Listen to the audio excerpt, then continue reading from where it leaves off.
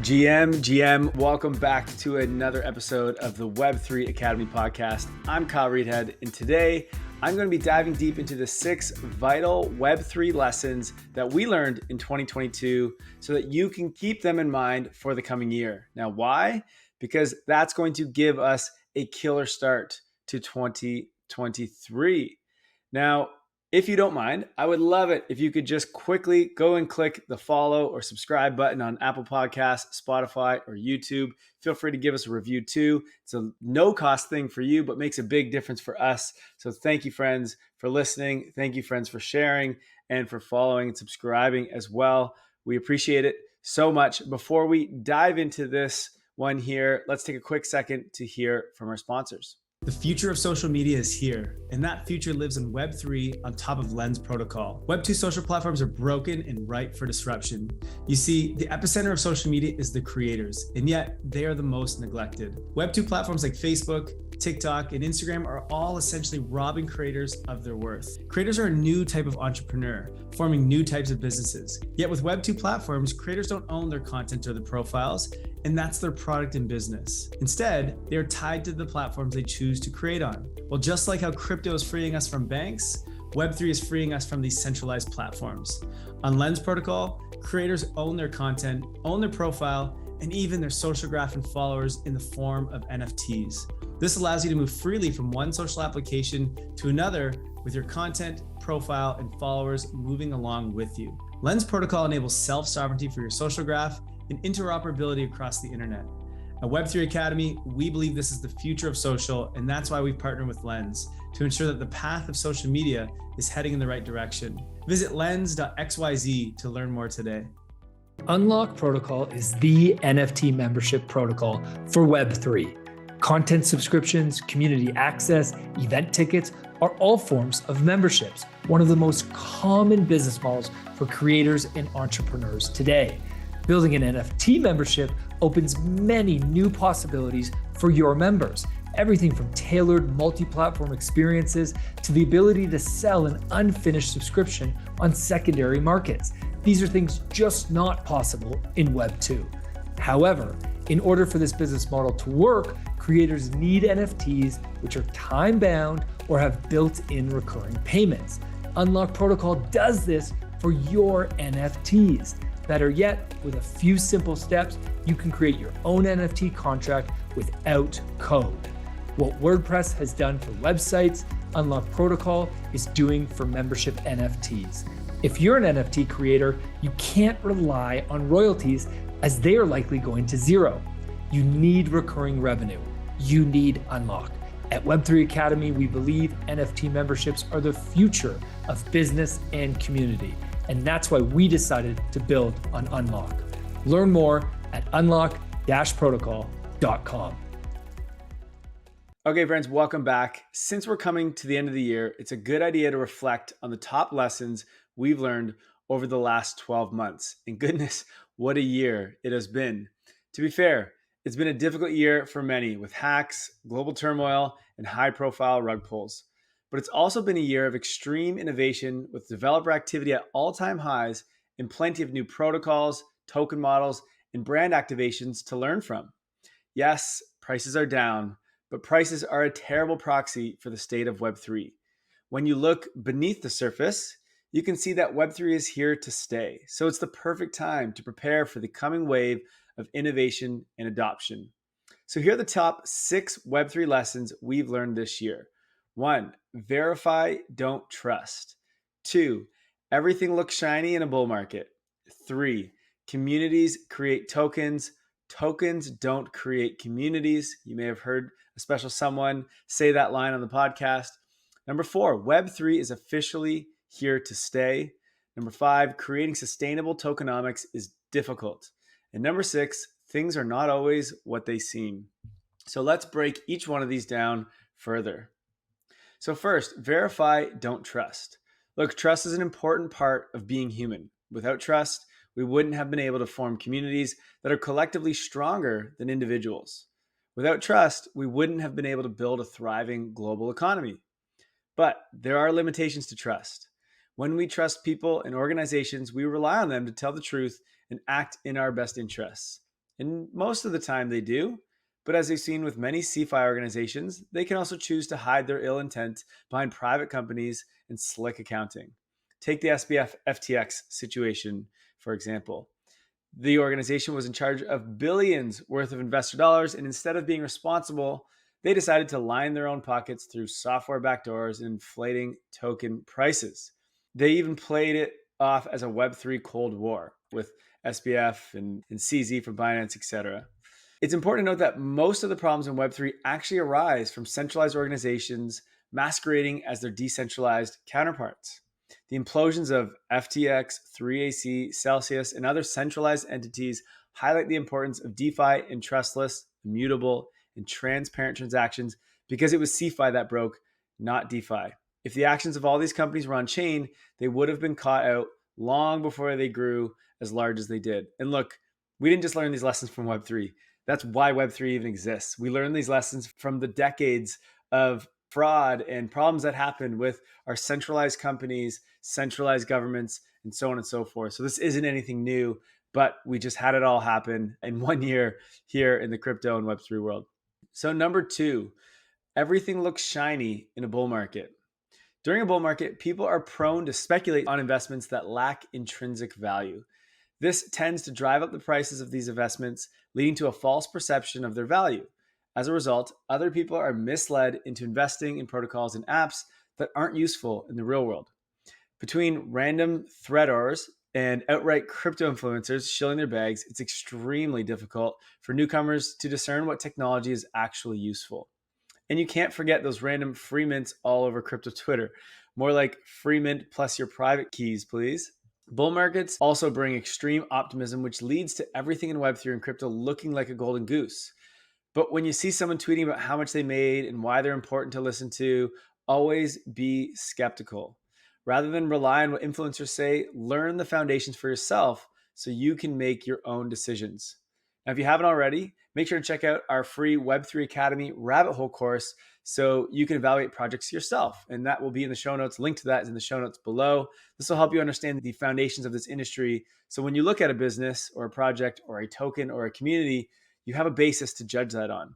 So number 3, communities create tokens. Tokens don't create communities. In the NFT mania of 2021, it seemed like the tokens themselves were responsible for creating communities. As soon as a project teased a collection or announced a mint, thousands of people would flock to their Discord in anticipation. But the main problem is that speculators don't make good community members.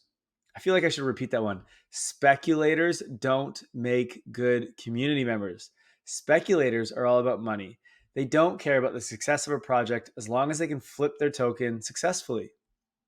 Now, there are some long-term investors, which are good, but the situation is pretty much the same. These people focus on floor prices rather than the goals of the project. Sure, they're a bit stickier than pure speculators, but when the going gets tough, well, they get going. To truly succeed with the tokenized community, you need evangelists who believe in your mission and aren't driven solely by money. These are the people who stick by projects during inevitable bear markets and actually contribute and help projects progress. And when the community comes first, it helps you build a token that's more aligned with your members because you can create it together. A real world example of this comes from Jump. Jason Keith, who joined us on a recent podcast, shared that while creating his Swoopas collection, he leaned heavily on the community to shape the final vision of the project. The DAO's members ensured that the NFT collection was inclusive for everyone in the Jump DAO and the wider community by suggesting different traits, stories, and even marketing strategies for the project. Keep in mind that building a real community isn't easy. Every NFT collection says they have an amazing community, but you should remain skeptical until proven otherwise. Simply go participate in a community you find interesting and see what the vibes are like. It won't take long to tell if there's a real community there or not. Number 4, Web3 is officially here to stay.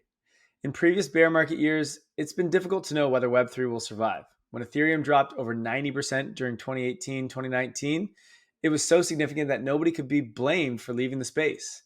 But out of that came the 2020 and 2021 bull market and the flood of innovation we see today. This time around, things are different, much different in fact. Sure, we've seen a significant drop in prices, just like in all bear markets, but the difference is that we're seeing traditional corporations, so retailers, tech giants, brands, make moves in Web3. We've seen Google Cloud stand up validators and nodes with plans to offer managed node services in the future. We've seen Stripe embrace crypto payments and help creators and businesses navigate the murky waters of KYC regulations.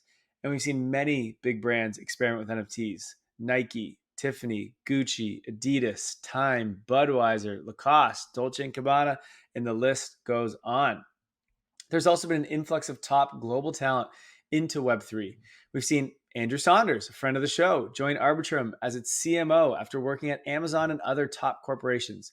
Keith Grossman moved from the president of Time to become the president of enterprise at MoonPay.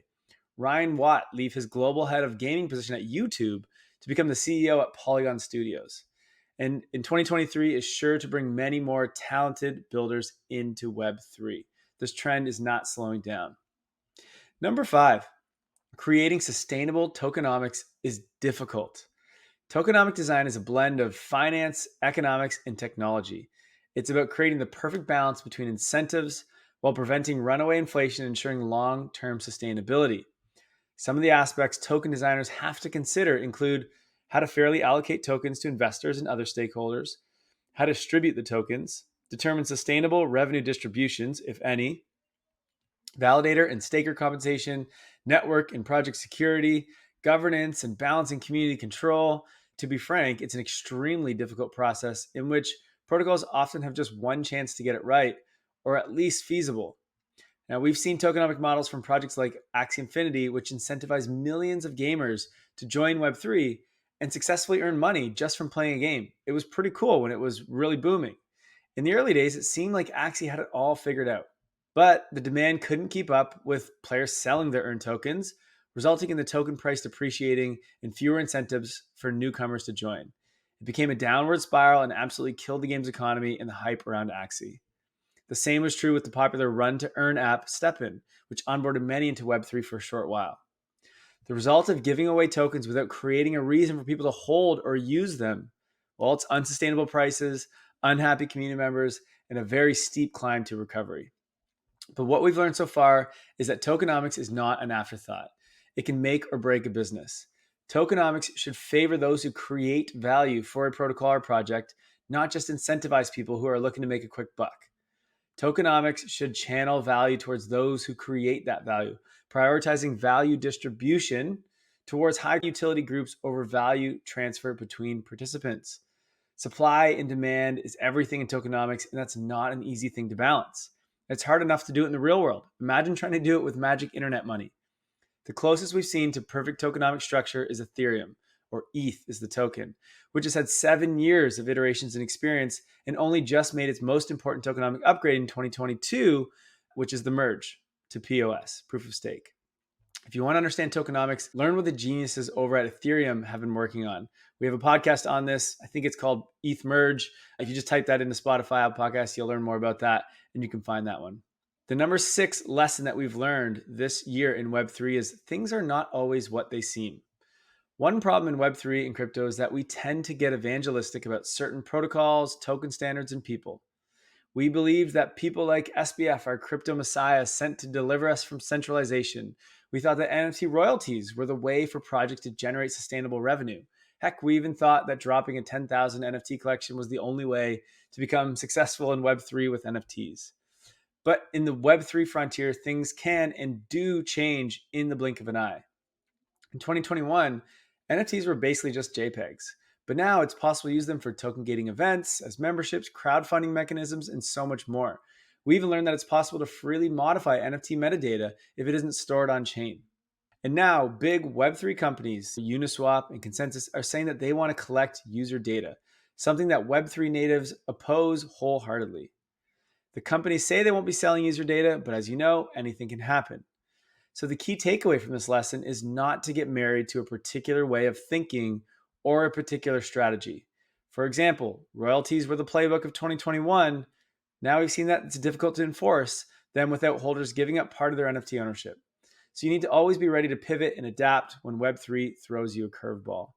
So we're still building the infrastructure layer of Web3. In the next decade, no one will know or care about the foundational protocols we're currently building and discussing. And what's happening in the space now will be radically different from what builders will be doing later on. I know that we all want mainstream adoption to happen in 2023, but the truth is that we're just not ready. We still haven't worked out the best way to move tokens between different ecosystems. We still haven't figured out the community building playbook. And we have no idea which tech will rise to the top. So if you're here now, it's the perfect time to experiment and build your Web3 knowledge. You have a front row seat where you can learn from the wins and failures of everyone in the space. If you've been in this space for a while, keep building and don't let bear markets get you down. And if you're brand new, keep these lessons in mind and have a killer 2023. Opportunities are everywhere in Web3. Thanks, friends, for listening. I hope you enjoyed this episode. If you did, please give us a follow or subscribe on Apple Podcasts, Spotify, YouTube, wherever you are, and feel free to give us a review as well. And if you're not already, give us a follow on Twitter. I'm Kyle Reedhead, or you can follow Web3 Academy with an underscore at the end. We'd love to hear from you. We'd love to hear what you think of the podcast. So feel free to give us a shout out on Twitter and let us know your thoughts. Friends, thanks so much for listening, and I wish you all the best, and I'll see you in the next episode. Thank you for listening to Web3 Academy. We hope this helps you along your Web3 journey. And if it does, please share this episode and subscribe so you don't miss the next one. Nothing in this podcast was financial advice. Crypto and Web3 can be risky. You can literally lose it all. In fact, if you invest on account of what we say, you probably will lose it all. So don't do that. In all honesty, the point of this podcast is to remove the noise of markets and price and focus on utility and implementation anyway. So you should not take any of this as financial advice. Thank you, friends, and see you in the next one.